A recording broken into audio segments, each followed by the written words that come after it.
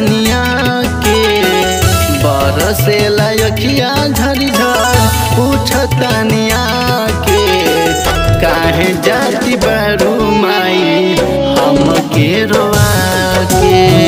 काहे जात बाड़ू माई हमके रोआ के फाटता करे जा कैसे राखबी मना के फाटता करे जा कैसे राखबी मना गे काहे जाती बरू माई हमके रोआ के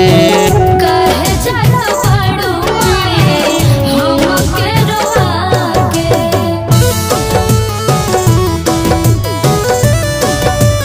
जय जय मैया जय जय मैया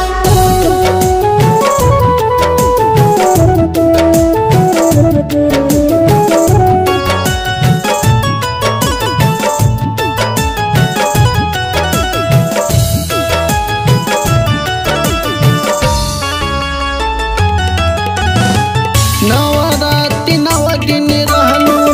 माई हमरा घर में हमके बतावा जालू कौना शहर में ए हो मैया ए हो मैया ए हो मैया भोला नवरात्रि 9 दिन रहलू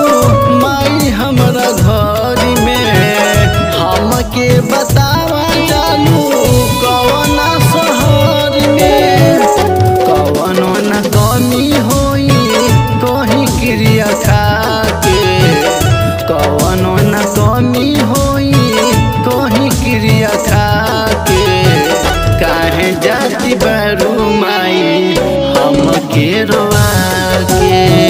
काहे जात बाड़ू माई हमके रोआ के जय जय जय जय मैया जय जय जय मैया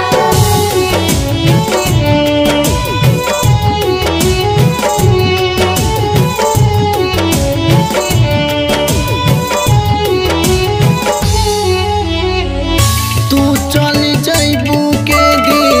ममता दुलारी हो कैसे की जी